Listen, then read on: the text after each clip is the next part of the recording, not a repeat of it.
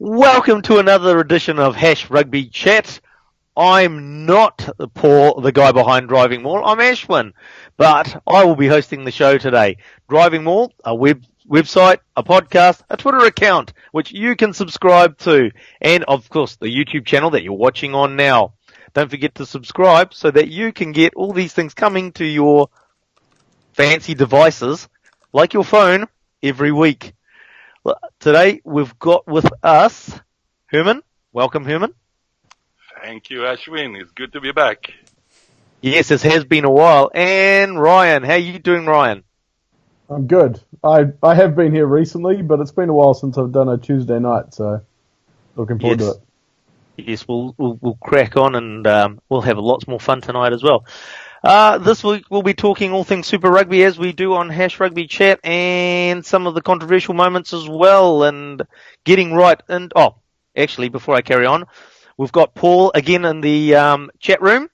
So if you've got your questions coming through, post them on the there he is in the chat room. And if you want to make sure that we do answer your questions or respond to your questions, make sure you do the super chat. And we'll get on to that question. We'll be going to Paul as we go through the show and asking for him as to what's coming through. Moving right along. Actually, we're going to jump into this right into it, and we're going to say the first question of the day.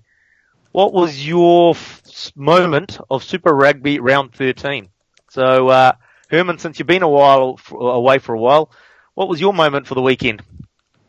It's actually quite easy. It was actually when Hayden Parker slotted his 12-shot at goal, like straight between the posts. I was actually watching the game by myself, but I was standing in front of it telling us applauding because it was a masterclass, really. It was. And greatness, you always have to applaud.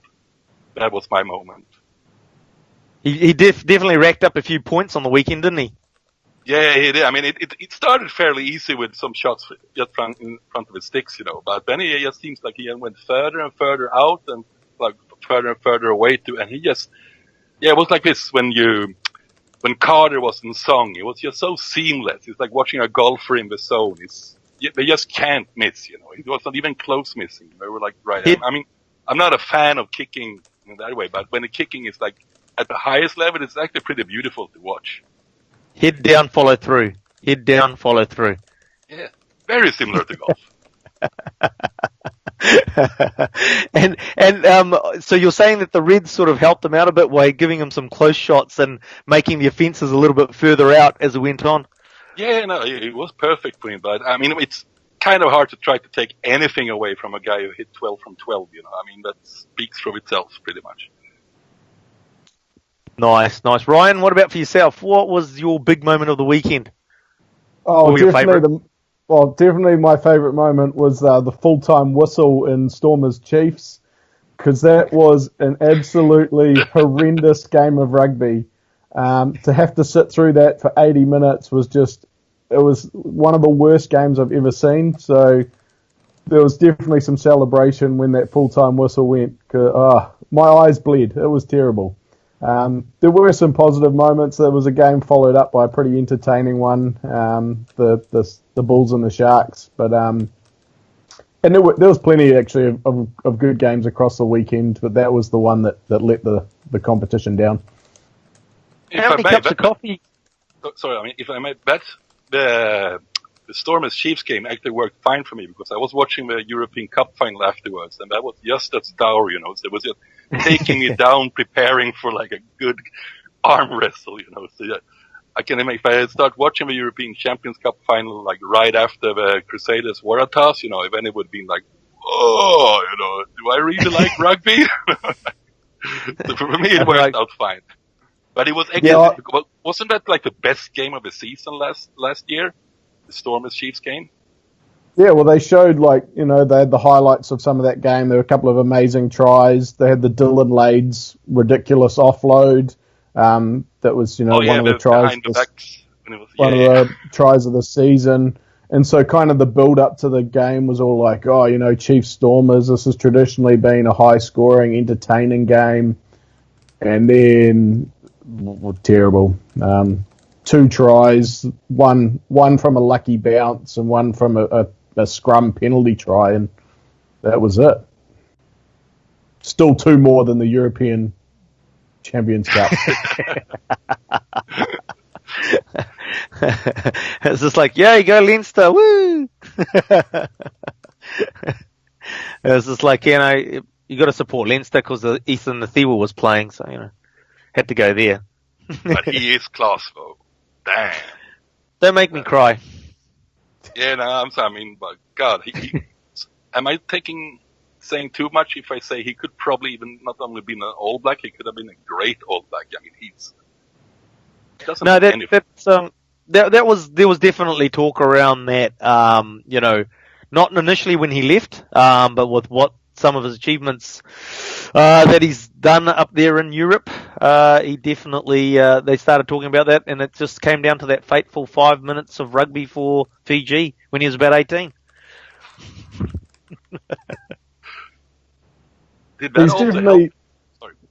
He's got a tremendous rugby brain on him, and I think he's got a lot to offer rugby even after he retires in terms of coaching. And the hope for New Zealand rugby is that he doesn't stay in Europe as a coach and that he can come back and contribute here. But I assume that Leinster will be pretty keen to keep him around in a coaching capacity in some form, and the challenge is going to be for New Zealand to lure him back somehow into Super Rugby or Mighty 10 Cup or otherwise. Oh, absolutely. I totally agree. I mean, I'm sort of looking at it thinking, how do we get him back into rugby? As well as seeing that challenge is the fact that you've got Joe Schmidt, I believe, has sort of said, after the World Cup, he's done and dusted with Ireland. And even if you've probably got Leinster looking at him, and then even the Irish sort of at that union level will be looking at, hey, how do we get Eastern Nathiwa involved in our coaching setup? Yeah, as you said, Ryan, it's just like, there's one thing about him on the field, but at the end of the day, I think it's his rugby brain, his rugby nous that's the big draw card. Yeah, but he's so versatile too. I mean, he can basically play every position, every back position except scrum half, and he does it well too. I mean, you can't have a better option than that on the bench, and a really good. I mean, look at the Champions Cup final. Who steps up and do the kicking, like when we real crunch time on, because Sexton never hurt himself? Of course it's him, of course. Yeah. Does he miss? No, he nailed the real two crunch kick. He nails them. Hey, look, we're going to move on from that before I end up. I've seen your face. He should have been wearing a blue jersey like the one I'm wearing. So actually, I'll just add to that. My favorite moment from the weekend has to be the SBW no look past the ledger. Thanks, Paul. The no look past the ledger. It gave me hope, and I clung on to hope for about 60 minutes.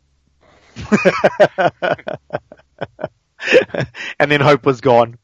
Yes. We've got Paul with a comment from the chat room. Oh, I need to move the label down so people can see. We're talking about jerseys he should have been wearing. Let's go play a jersey he might have even worn. If it's that old. See? Go old school. None of this modern stuff. From the chat, lots of people enjoying, obviously, the Sunwolves win over the Reds. That was a big one. And also the obviously being a Kiwi show. A lot of people enjoying the comeback by the Crusaders. Personally, I actually enjoyed the Waratahs running out to a 29-0 lead. Because it was just so unexpected, and I thought, I might even actually do a post-game show for this one, because otherwise it would have been a bit of a boring one to do. But hey, the Crusaders came back here like, yeah, whatever. If there's a Tars one, then it'd be worth having a talk, but nah, not if just the Crusaders one. It was just too easy, too obvious. I'd say there were a fair few talking points after that game. Which we'll come up to and see.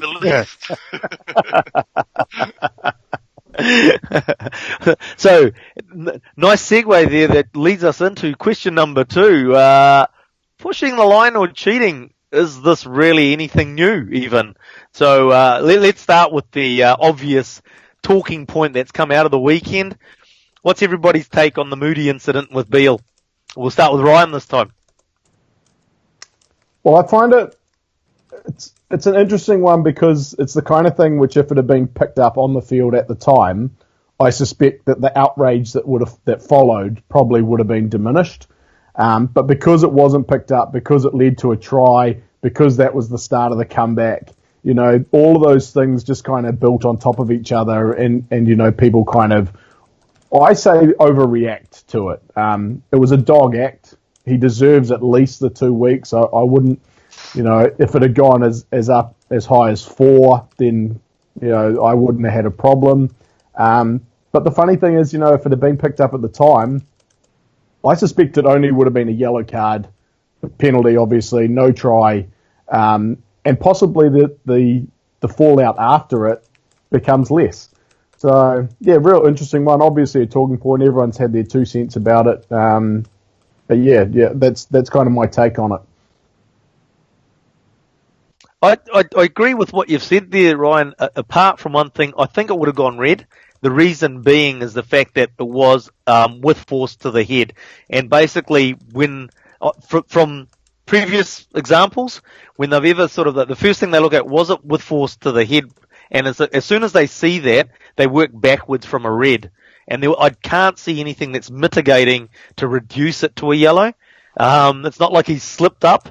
He's basically gone straight in with an elbow at the throat or the head area. Well, the judicial report would seem to suggest otherwise, and that they've said that first contact was with the chest. If it had been a red, I don't think there would have been any problem with that either. My kind of gut feeling as someone who's been involved in refereeing, but certainly deserves every minute of the 2 weeks, and definitely could have got more. Yeah. Herman? Well, I think pretty much everything is said about this already. I mean, it's pretty straightforward. All 4 refs missed this one, and it's sad, but I think we should not hang them out too much because they are allowed to make mistakes too. But one big takeaway that's completely been missed here, we have to give some props to Curtly B. That's not a crybaby. He made no fuss whatsoever about this. He got out jumping.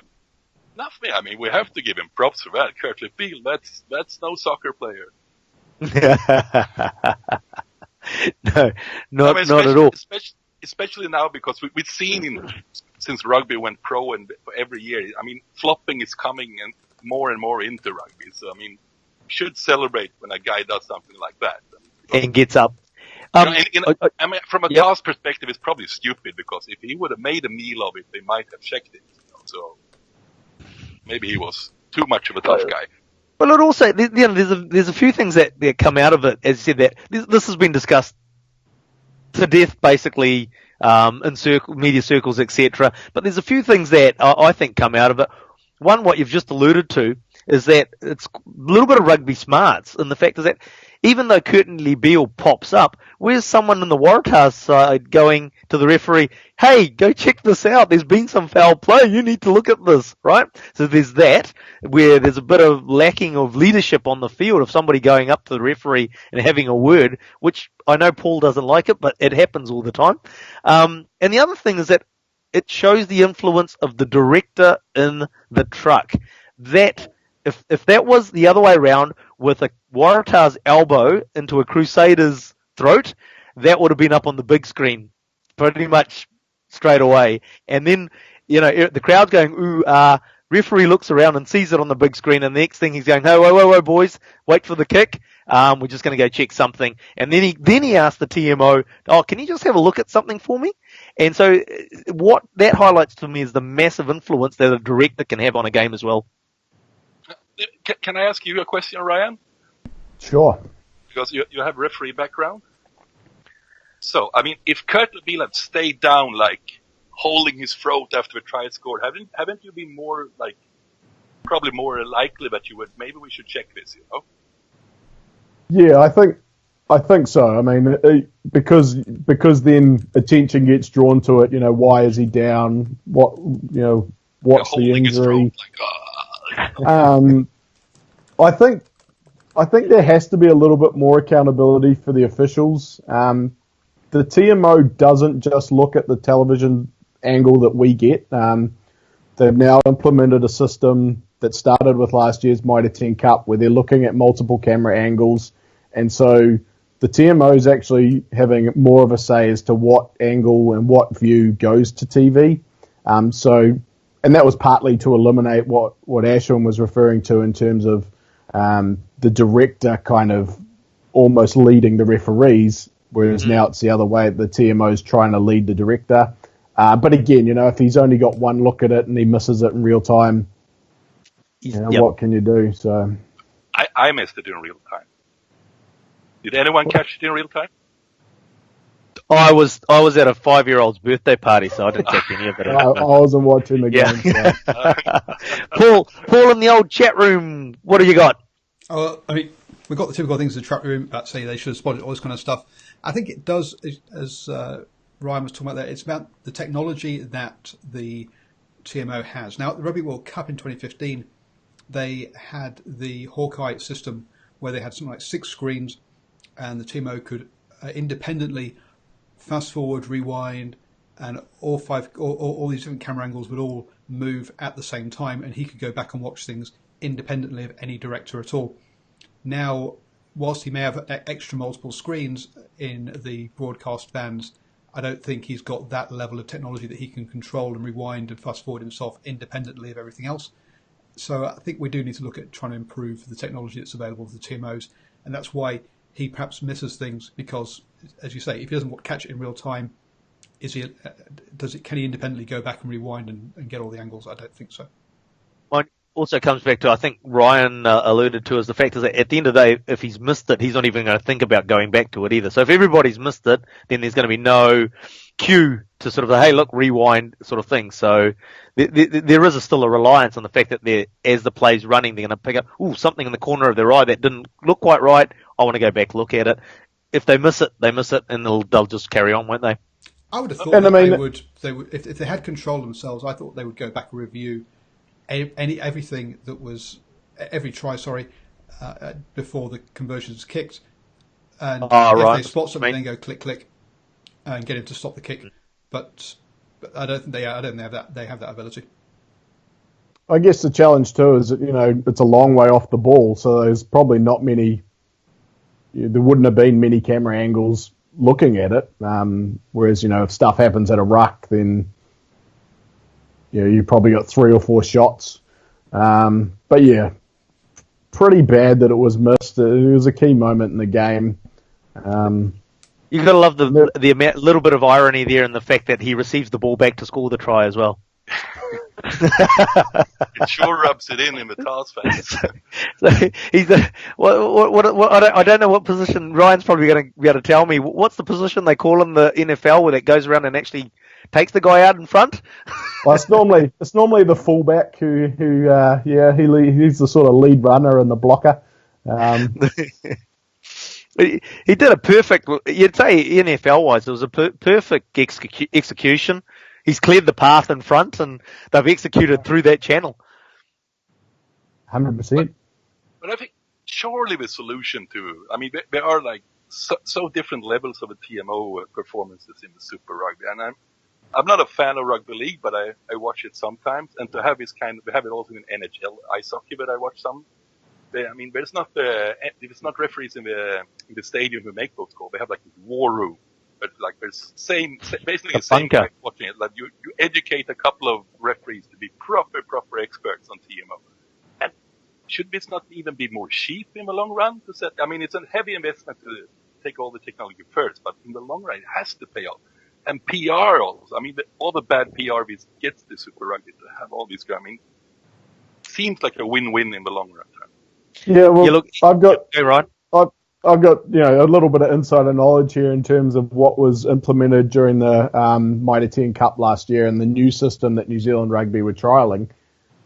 And the problem was that some of the guys that were experienced TMOs aren't comfortable with the new technology. They'd much rather just stick with the little camera down by the sideline, which they use in Mitre 10 Cup, and not have that technology. So I think, Herman, you've got a great point. Like if you can get it all centralized, like they have in the NRL, the NBA, the NFL, NHL, those American leagues, that's great because you can employ, 2 or 3 guys that can cover a whole weekend basically because games don't overlap in Super Rugby, and those guys become your TMOs basically full time. Hey, And anything that requires more fibre to push lots of data around, I'm all for it.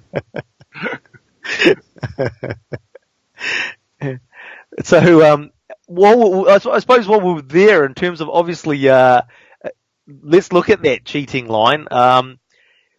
Is there an amount of cheating that's going on that needs to be addressed? Okay, I'm gonna have a little rant here.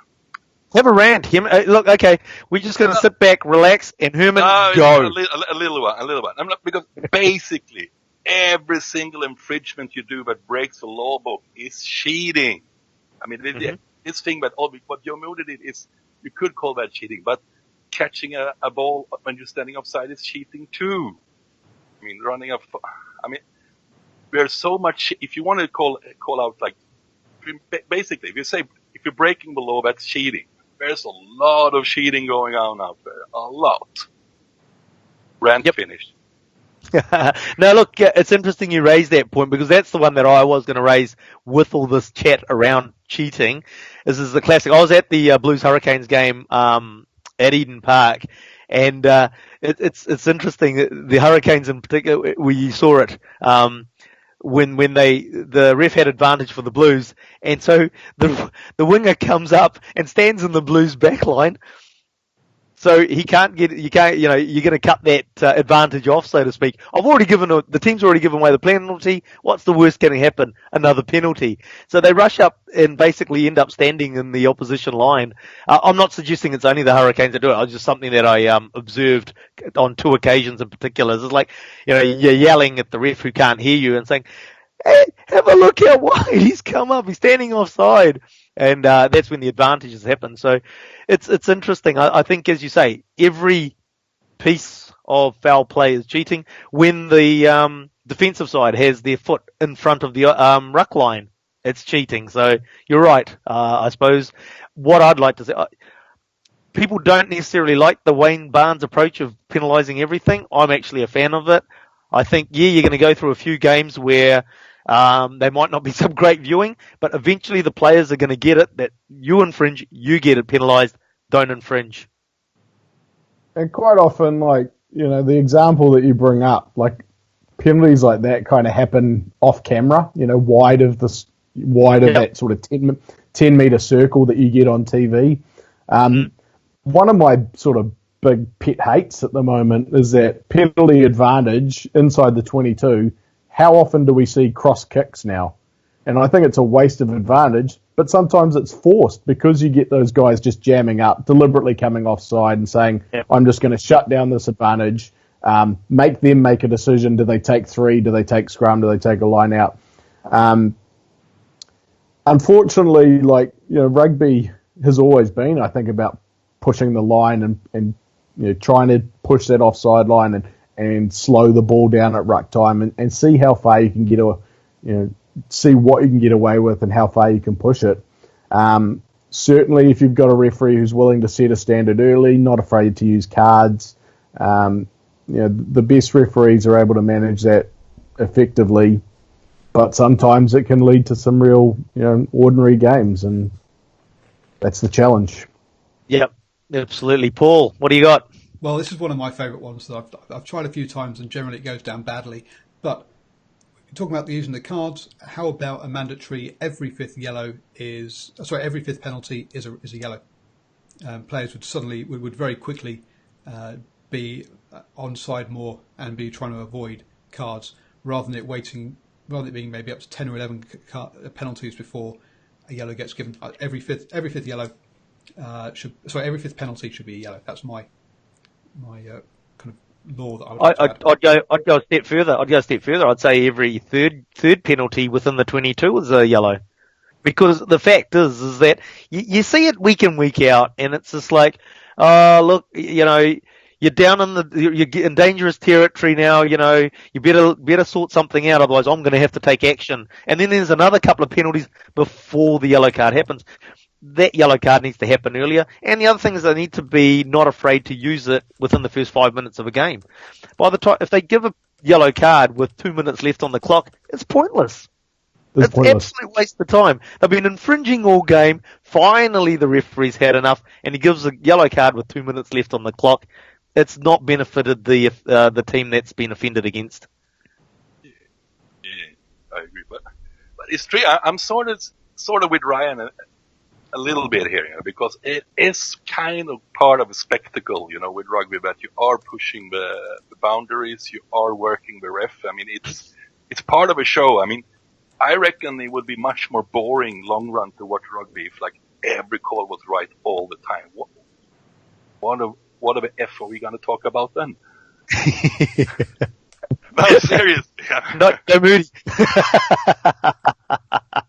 I mean, it is an X factor that brings a lot of like long-term value to being following rugby. It's interesting. It's fascinating. I mean, it can be super frustrating, but that's also, I mean, in a way, I think that's also why you can get really, really into sports, because it sort of mirrors life, because life is not fair either. You have to work like a ref in life too, all the time. You have to work it. You make your own luck in life too, and sometimes doesn't matter how hard you work. I mean, something bad's gonna come down on you, and sometimes you're a lazy bastard, and great things happen to you anyway. I mean, you see where I'm coming from here? It's kind of a reflection of life. A reflection of life, a reflection of society, and all that kind of stuff. Brent has an interesting one. You don't agree, yeah? Well, I was more the lazy bee that you would come out. I was like, oh dear, here we go. But Brent had an interesting one where, I mean, that's what, yeah, refs are going to make mistakes, but they tend to make less mistakes than players do. So have a go at the players, not the ref. Brent had an interesting one. Instead of having a yellow card every fifth penalty, have a penalty try every fifth penalty. Was his suggestion. Lots of people in the chat don't like cards. They want to see 15 on 15. I think a penalty try every fifth penalty would definitely get players playing as honestly as they could. Well, I wonder. Sorry. I wonder whether maybe Herman mentioned the NHL earlier, and whether maybe an ice hockey type strategy is a bit more the way to go in terms of shorter yellow cards. 2 minutes. And they end when the team scores a try. So, I wouldn't shorten them down, but I like that last thing you said, that the yellow card is cancelled as soon as the other team scores a try. That's a good one, actually. Yeah, so and you can have two guys go to the bin. So if you end up down to 13, or if you keep infringing on your 22 and you're down to 12, a team eventually is going to score, but then everyone gets back. So back to 15.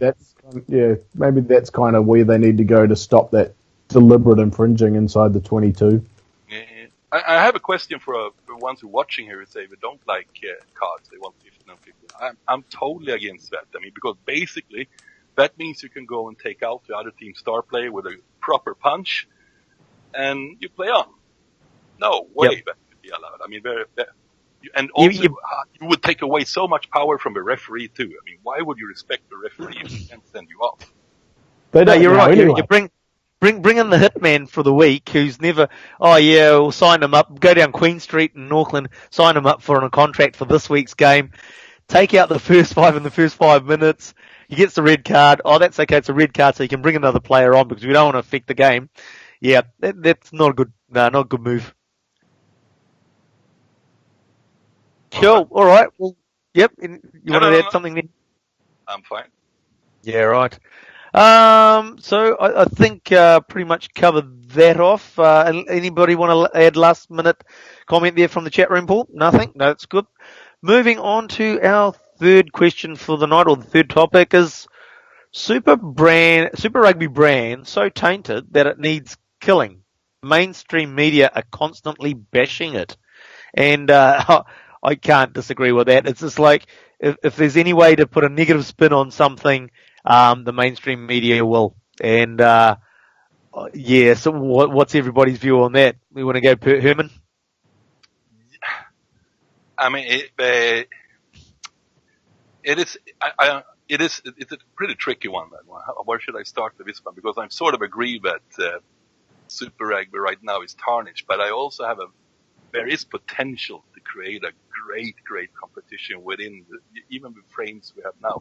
Just minor tweaking needs to be done, but still, But it seems to me like it comes from the beginning of Super Rugby, how the competition was created. Because no matter how we try to sell it, it is a trial competition for test teams, and this is always going to be like, it's always going to be treated like it. When there are issues in Super Rugby, they are addressed way too late. And I'm a firm believer if Super Rugby got its own leash, like the franchises that were much more independent, like when there is Super Rugby season, they have what you could put quotas, like you have to have like 12 players in New Zealand teams, like you have to have 12 players from New Zealand on the field. But apart from that, you do whatever you want, and they handle their plays whatever you want. But now, so it seems like because it is like at the bone a trial competition. There is no one who really gonna care for it, and that makes it very easy to pick on it. Ryan? Well, I mean, I've been pretty vocal on Twitter about this over the last few days, and I think it's got stale. I think Super Rugby's appeal when it started was that it was a real novel concept. It came with professionalism. We had teams, playing foreign teams, and it was something new. It was exciting. It was airy-fairy rugby. It was high scoring. It was fun to watch, and it's just got to the point where I just find it hard to care. And I think a lot of it is you're playing games against teams in weird time zones and teams that you've got sort of no connection with and no, if it wasn't for work, there's no way I would have watched those two games on the weekend. And I've got no interest in watching Sharks Bulls. I've got very little interest in watching Chiefs Stormers. And it doesn't help that the Blues suck at the moment, because there's no way I'd get up at 3 a.m. to watch them play either, because it's just, there's no interest in it. What I do have an interest in is when New Zealand teams play each other. And if New Zealand could have a competition that was just around New Zealand teams playing each other, I think that'd be great. I think that's the ideal. But the problem is, I don't think we can afford to in terms of television rights. So New Zealand's kind of wedged between a rock and a hard place with what to do. Yeah, I absolutely agree with you, Ryan. I think the if we could manufacture, well, no, we don't have to manufacture a competition. We just need to go back to a competition we had in the NPC. We just need to somehow figure out how the hell we monetize that to a level that allows us to keep the player quality up. Because if we don't have the player quality up, then obviously we'll have a crap competition. But that's all. That's the thing, is that the brains trust at the NZRFU need to sit down in Wellington, wherever their head office is these days, because I think half of them up in Auckland, is to sit down around a table and say, how the hell do we get money out of an NPC type competition? And how do we take that to market and make sure we can get enough money out of it? I know Herman's shaking his head, so we'll go to him and say, what No, I mean, it's a complete no-go. There's absolutely no way NCR can, the way they have, like, with the costs they have now, with the whole setup they have now, to finance that through the NPC or Micro 10, it's impossible. Oh, New Zealand absolutely. So that's why it's like, why even waste time? I mean, I see this argument in lots of discussions. I have also on the internet and so on. Oh, let's go back to this, let's go back to the 14 regions, and we bring on and also we also can always bring in the islands too, like if it's not like, and there is no man, and I would say if in the New Zealand Rugby Union has one thing they're doing poorly, they have to start like proper communicate what the realities look like, because it seems people in like basically. It's all like I'm going to have to stop you there. NZRFU don't know how to communicate. Yeah, Full that's stop. Pretty, Full stop. Yeah. But they are creating a huge problem here because you've seen like there's a great book by it's a keeper living in Australia. His name is Jeff Parks, who wrote a book about a world in union, like it's called, about the future of the rugby landscape, and very much also from New Zealand's position where New Zealand are. And what reality it is for New Zealand Rugby Union to compete. Basically, it's wrong to say that we're competing with the Northern Hemisphere. We are competing with English and French clubs. Because we're like, the Irish and Welsh Union and Scottish Union, they're pretty much on the same page as New Zealand are. but we are such a poor lack of understanding what kind of threat we are meeting here. We have no idea. And also, like, we love to, Paul can probably fill in this a little bit more too. I mean, we love to go on because, true, lots of English clubs have debts. They don't make a profit every year. So we want to point, that means look at it in England, rugby is in terrible condition. But no, look how much money the union is making. They're making a ton of money every year. Next thing, look to who these clubs own their money to. They own the money to their owners. It's no crisis there. No crisis. Not even close to be crisis there. Where is the salary? Our English salary cap going to go up and down in the next few years? It's going to go up. Paul, please fill in here.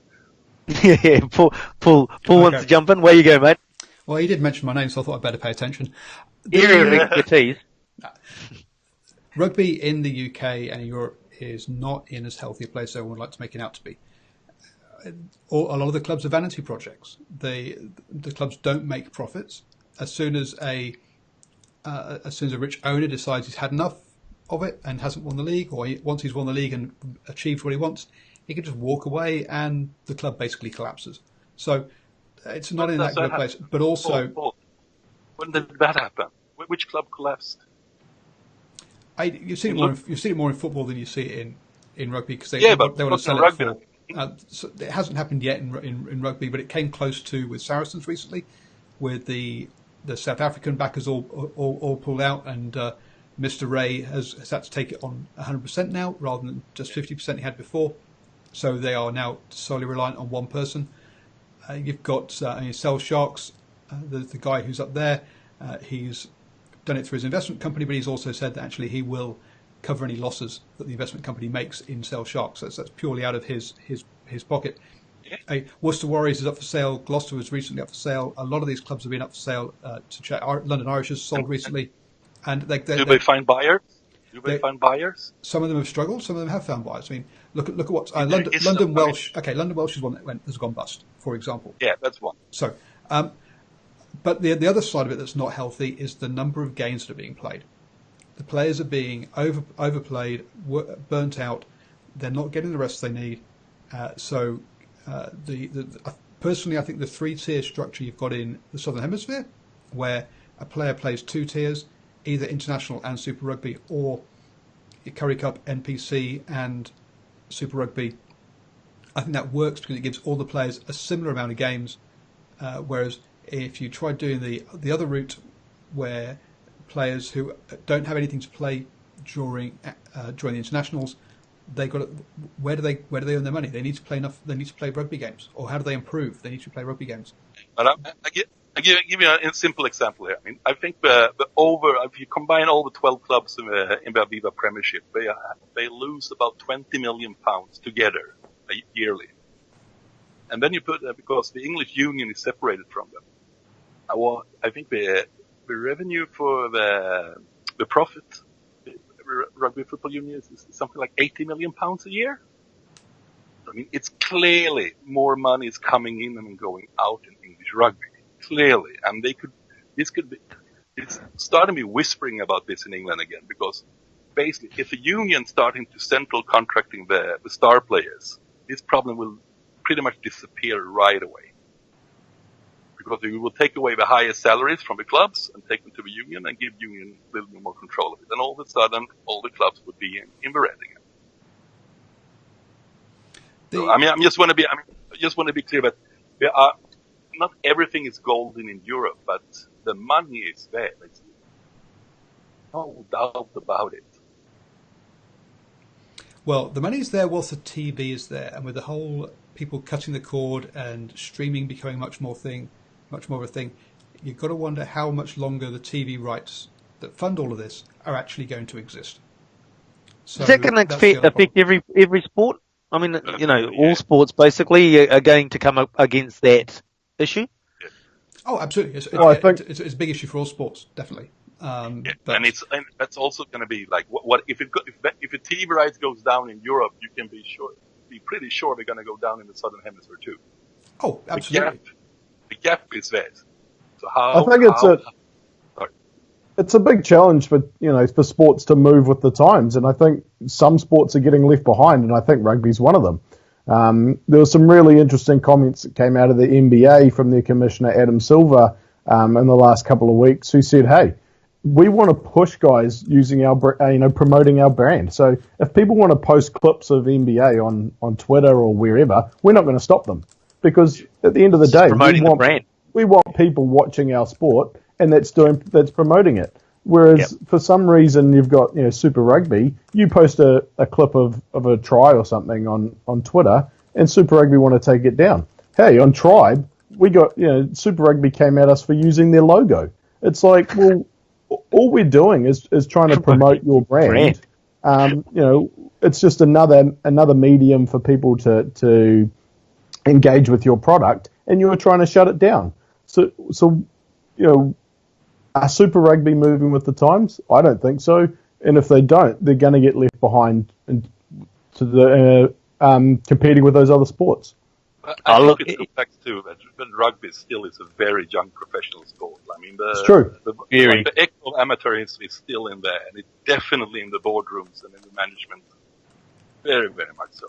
So it's probably going to be it's a process that rugby has to go through before it's going to become like truly a professional sport. Because right now it's pretty much we want the money, but we don't really want to go pro. Pretty much. Alrighty then. Well, we've talked about that one for a while, so we'll move on to our next topic. Next topic's moving into the bit of ironically, the Wild West of the Western Force. So some new features there, new rules that they're trialing over there in that competition. Obviously, one of the things that seems to be dragging in the crowds at the moment. I heard a comment. Read a comment. I don't know whether it was true or whether it was facetious, but as a fact is that ticket prices don't sound like they're too high, dragging the people in. But then that's just good marketing, what we've just talked about in the previous question, actually. But getting onto the new rules and the like. A 7-point power try. Continuous possession within the 22. What's our thoughts on something like that? Actually, I'm going to go first. No. But anyway, go. Well, from the two games that have been so far, I don't think we've even threatened to have one. The rules around it, I think, if they're going to even pursue it, they haven't really been thought out, because it's continuous possession from inside your own 22. As soon as a player gets a touch or there's a penalty, it resets. So there was an example on the weekend's game where I think the Force had started inside their 22. They'd got out to about their 10-metre line, and one of the Tongan guys just comes through the ruck and kicks the ball. Concedes a penalty, but killed the power play. The power try's gone. The power try's a real gimmick, but some of the stuff that they're trying to introduce in terms of speeding up the scrums and lineouts, I think, got value, and certainly they trialled them in the New Zealand domestic comp and some of those other domestic comps in the past few years, trying to get scrums completed within a minute. If you don't, the referee just says bang, free kick. So he's forced into making a decision. I think stuff like that's good, because rugby can get to the point where you don't have the ball in play for long periods of time. Absolutely. But yeah, some of it's pretty gimmicky, and I don't think we'll catch on. And so far the product in general hasn't been that great. Well, you have to have 1 minute scrums, don't you? Because if we want to introduce the 2-minute power play for the yellow cards, then you can basically kill a power play with a 3-minute scrum. So we definitely have the introduction of a 1 minute scrum. That's a good point.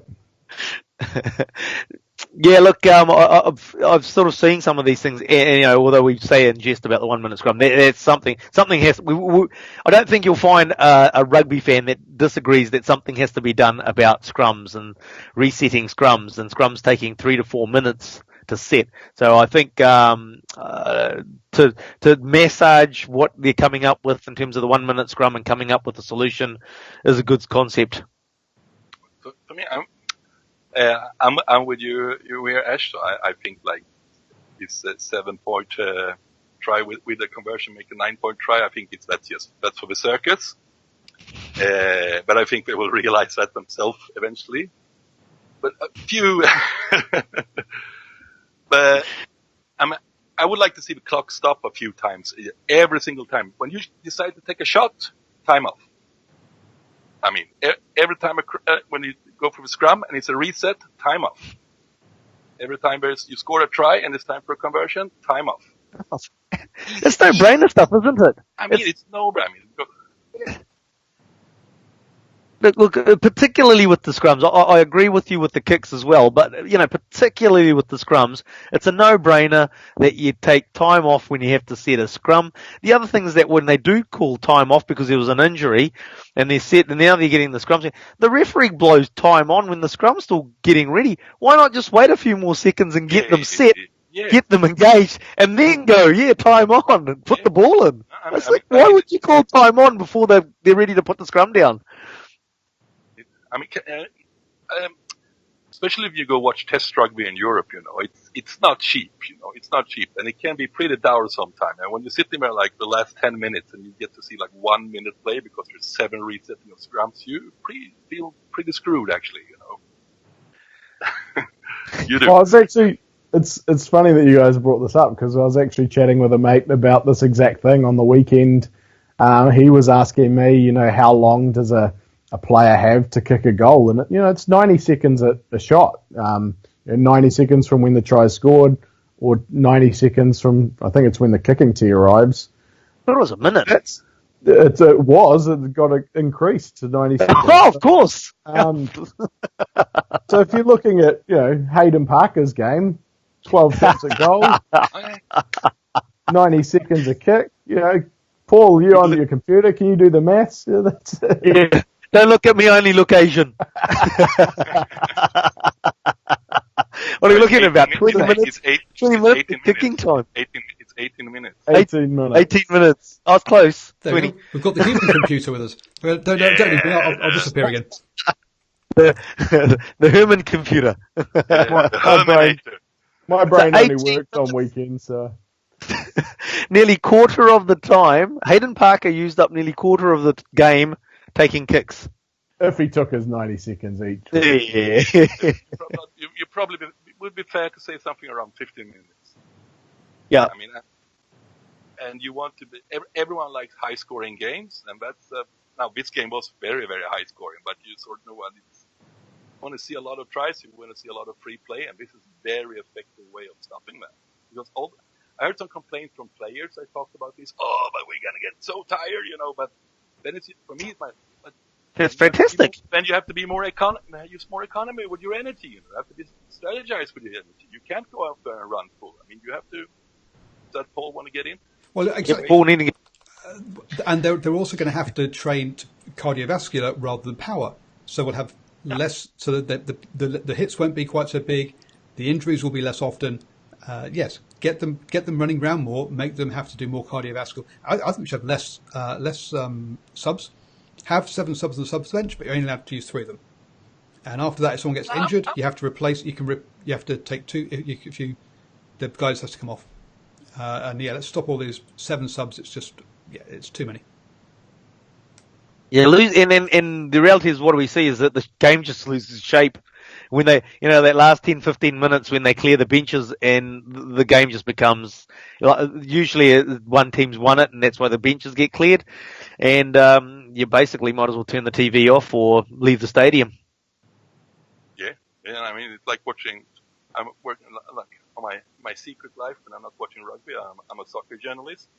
Especially when you watch friendlies, like in the preseason and soccer. Why do you have to swear like that? I don't. Maybe change half the team, like in the halftime. Because in that way, soccer and rugby is very similar. It takes like 10, 15, 20 minutes for like a team to even settle in a game. Because there's so many variables. Not only your own teammates, but the opponents, before you really, really can. You can get lucky and get it all right away, but that's usually the more down to luck or that you're like really superior or actually much worse than playing again. And we see it with some of the players. Some players can't play off the bench. They come on halfway through a game. Aaron Smith's a classic example. I think we talked about him last week. The fact is that you don't start him off the bench because he just can't play off the bench. He has to start the game or he doesn't start at all. Yeah. I think for him, it's also because he's such a standout. And when you're like, this is very, very common in soccer too, like world-class players, because kind of an expectation, and they have expectation of themselves too, that I'm going to perform in them. And you only have 20 minutes all of a sudden to we'll probably start stressing a little bit and pushing it a little bit away. Herman, you need to bring your mics round the front. People can't hear you. Again, tell people to turn up their volume. No. Sorry. I'll just and the last one with that one was around the lineouts. The balls ready. They need to actually, for my mind, the lineout has to be tightened up a bit. Supposedly the quick throw-in can go backwards. Half the field. That's all fine. But then if it's a quick throw-in, it's got to be a quick throw-in. And a lot of times you see the teams. They've got the ball in the hand, they fake to do a quick throw-in, no quick throw-in, and then all of a sudden they'll throw it in. That's not a quick throw-in. You had your one opportunity. It should be basically instantaneous. Otherwise it's really not fair to the defensive side. In saying that, I like the idea with the Western Force games where when the team throwing in is ready, the ball can go in. In saying that, it's usually the team throwing in that's last of the line out. I have another one I wanted to try on you guys, because in many countries in Europe, we don't play rugby. We play handball. You're familiar with the sport called handball? And what it is, it's a bit similar to rugby. It's a bit similar to rugby in some ways. It's like very, very physical team sport. Oh yeah, it's tough. It's tough. But one rule we have in handball that I wish we had in rugby to it. Then the referee blows his pipe. If it's not your team who gets the call, you have to put the ball down on the ground within 2 seconds. If you hold on to it within more than 2 seconds, you are yellow carded in handball. And since this is police, since you're a junior player, no one is even thinking about it. You just don't do it. In rugby, how many times we don't see players hold on to the ball in the line or some of it? It's obvious, but that's actually more like what I would say, like, it's annoying cheating, really, because you have no right. And it was actually just in the game on Friday night, Canes Blues game at Eden Park, Hurricanes got penalised. Yeah, Piper did good. Yeah, he did. But that needs to happen. Every penalty that needs to happen. Yeah. Well, it would take probably just a couple of months to police it out if all referees had the authority to do it and got the backing from the unions to do it. But I have to say about Piper there, he started so good with that. I thought like, damn, I really liked it when he did it. He's gonna be on top of things here. But then in the end of the half, how the Blues avoided a yellow card there, I don't know how. It's. Why did we have to go on to? Where did that come from? Obviously he was sick. He was sick. We got that confirmed afterwards. He took pity. It was like 7 penalties in a row inside the 22 in 10 minutes, but no yellow cards. Right. We'll move on to question number 5 as we try and get our timing right. Is right the Pacific Island team. Getting your timing right. We're going to overrun by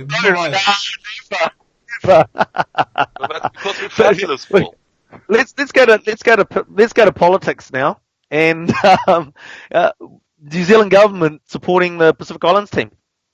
What's our thoughts, Ryan? We'll bring you in. Had a bit of a quiet spell on the bench there. What are your thoughts? Yeah, I've been letting Herman go. No, I think this is kind of stuff we touched on actually on Wednesday with the All Blacks pod, and that from my perspective, New Zealand kind of owe Pacific Rugby a little bit. So I'd love to see a Pacific team if Super Rugby stays, as it is. I think it's only right, that Pacific players are given an opportunity to base themselves in their home country or in the Pacific Islands. You see how many have had to go to the Northern Hemisphere and end up representing those countries instead of their own one. So if we can get a Super Rugby team based in the Pacific Islands, or we can get those Pacifica players playing for their own countries, and that's awesome, not just for Super Rugby, but also for international rugby and Test match rugby. Ooh, know, shall I say what I'm really thinking about this? Yes, I am. Say what you're really thinking, because I'll say what I'm really thinking. All right. New Zealand rugby owes very, very, very little to Pacific rugby. I mean, how many players in the Samoan test team are born and raised in New Zealand? I mean, I'd say it's about 75%. I mean, that's serious help. I mean, that's serious help. I mean, and how many players in the All Blacks are born in Samoa right now? Like Kano, but he's out now. He was in American Samoa, and it's Naholo and Fifita. Those are the 3 players who are not born in New Zealand. And also, I think in Tonga, you also have like probably in their starting 15, there's 7, 8 players born and raised in New Zealand. Like, so saying that, I love watching the Pacific Islanders play rugby. I mean, it's a very, very special flavor, and with also in a big way, they usually being, when we're playing the Southern Hemisphere, like there's a lot of passion in the crowd, there's a lot of goodwill, there's a lot of color to get out of this. But the cold reality of it, there's no money for it, and especially not for a Super Rugby team. There's no money at all. I've been pitching this before, but Paul was shooting me down completely that time. But I'm going to pitch it again, Paul.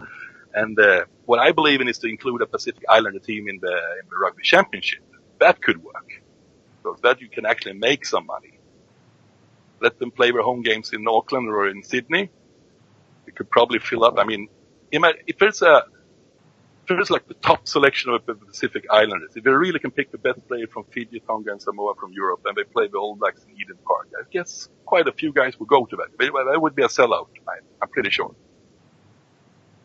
And it would also, I mean, it's a game, but people outside New Zealand, it has a special flavor, the Pacific Islands. So that's the only way I see there is money to make. So you can actually start bringing in money to start building. Yeah, look, for my point, I'm a bit mixed emotions on this. I just don't like the undertone of how the announcement's been made and the real reasons for the announcements. It really just smacks of politics, and that's why it feels dirty in a sense. And the fact is that we all want it, yes, absolutely, and that's why I'm feeling mixed emotions, because the reality is that jumped on the bandwagon of let's push, China's getting too much of an influence in the South Pacific. Here's a great way for us to get our involvement in there. And it just really, it stinks. It stinks. And it's done for the wrong reasons. And when you do things for the wrong reasons, you set them up for failure. And that's the problem that you've got. Effectively, what we're talking about, New Zealand government owning a Super Rugby franchise. Is that right?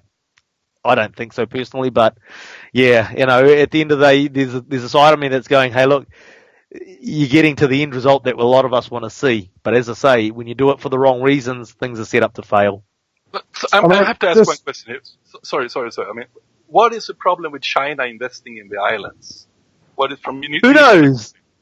What is the problem with it? Is that not a good thing that someone is investing money down there? Yeah, that's for our political show. But to answer your question, Human, who knows? What is the problem with China investing in there? There's a lot of machinations there. Just to counter Herman's point about owing very little, I think from a rugby perspective, in terms of where players were born, you make a perfectly fine point. But I think New Zealand, in terms of at a community level, particularly in Auckland, we've brought a lot of Pacifica people here basically as unskilled labour. So, we've taken that Pacifica community and we've brought them to New Zealand. So the fact that they're then born in New Zealand, it's an easy way to kind of break it down. But I think there's a two-way... That's true for all immigration, actually. Absolutely. Immigration. Yeah, absolutely. But there's a relationship. There's a relationship there, and I think New Zealand's one of many who are elite rugby nations that are neglecting the Pacific rugby sides. That's where I'm come from. You're neglecting it outside. I mean, because from my side, I'm watching New Zealand rugby from the outside and sitting from far and watching it.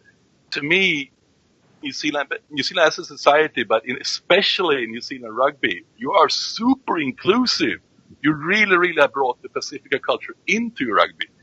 I mean, what more can you do? You have to go build the rugby in their countries too. I mean, it's pretty high expectation, I mean, most people immigrants would be happy just to be accepted, get such a deep acceptance into the society, but you are a part of us, you are a part of our society. and especially on All Blacks level. I mean, but with Pacifica player with the All Blacks, it's in the brand. I mean, it's really, really, really in the brand. But that's not good enough either. No. We have to go to Samoa and build up a rugby there too. Then, you know, I mean, that's a high standard. That's yeah. A few test matches wouldn't go astray. Yeah. Obviously, that's a debate. That's a debate we could obviously have until the cows come home, by the sound of it. So we'll move on, and we might have a little discussion after the show. We're gonna do our rugby predictions slightly differently today, as we sort of like What do you reckon? I'm gonna put it this way. The game that we're most looking forward to seeing this weekend. Herman, what are you looking for out of the Super Rugby games? What's the game that you're most looking forward to this weekend and the result? Oh, I want to see Sunwolves beat the Stormers this weekend in a hot Hong Kong. I saw the presser with Jamie Joseph. He was predicting he was really looking forward to go to Hong Kong and play in the heat and see those big Afrikaner running around in the heat and see them falling down in the last 20 and see his little Japs running circles around them. I want to see that. Ryan, what's the game for you this weekend that you're looking forward to? Well, I think the hardest to pick is probably Waratahs Highlanders. Kind of seeing how Waratahs sort of follow up the loss on the weekend. I think the style of playing the Highlanders probably going to suit them a bit more in terms of both teams trying to play open, expand. Paul, what's your game of the week and final wrap up from the old chat room there? So my game of the week has got to be Blues versus Crusaders at Eden Park because I will be sat in the West Stand. So if you're in Auckland, get your general admittance ticket. It's the cheapest seats in the house. Come sit with me in the West Stand behind the posts. I'll be wearing my hat. I'll probably be wearing my Blues jersey, but it'll be under so many layers you won't be able to see it because it's going to be cold. So join us. Please come to West Stand. I'll be there. Ashwin may be there. We'll see. Hopefully. So come and join us to come and watch that game. I'm predicting the Crusaders to run away with it by 15 points. And afterwards, we'll be heading down to Brew on Quay for a few beers. So come and help me celebrate my birthday. That's why I get a night out. It's my birthday. I'm going to party like it's my birthday. So come and... 1999. So come and join us.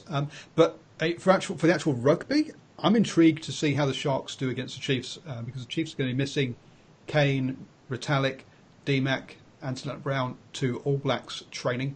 So can the Sharks get a win over a New Zealand team?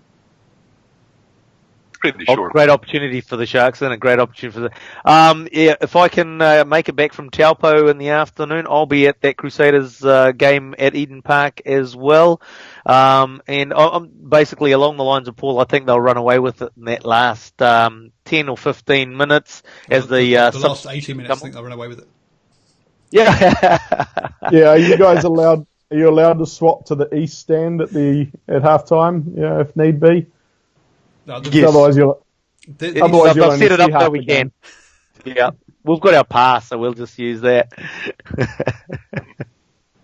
Oh, Ash, I have to, since it's so long since I was on the show, I have to pick. I'm also intrigued to see the Jaguars again. I think pretty much everyone is intrigued to see if they can build on the forum. You're allowed to come back on again. You don't have to say everything in one show. Calm down. Look at the POM here. Just because I'm talking about the RGs, right away. Nobody mentioned the Falklands. That should be a good game. Malvinas. Who's So the Jaguares up against Bulls. In Buenos Aires. They have actually a real chance to win the South African Conference. Yep. Jaguars. Absolutely. I mean, absolutely. That's probably the most exciting thing that happened in Super Rugby in a long time. So, that's a good point to wrap it up on. Herman, where can people get a hold of you? Actually, you're a ghost on the internet, aren't you? Yeah, I am.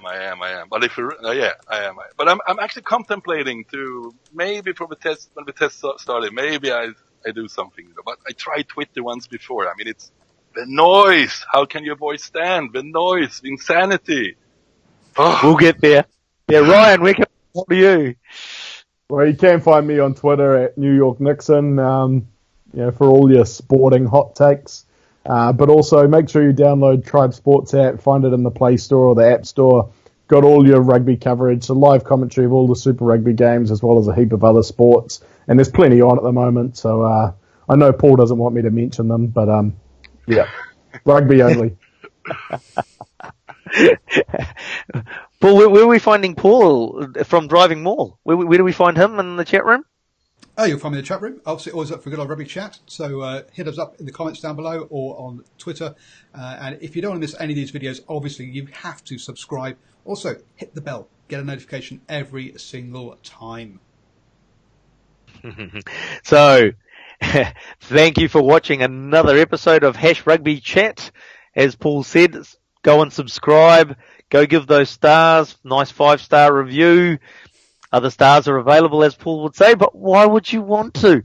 And whatever you're doing this weekend, enjoy the rugby you're watching, and we'll see you on Rugby Chat next Tuesday at 8 o'clock New Zealand time. See you then.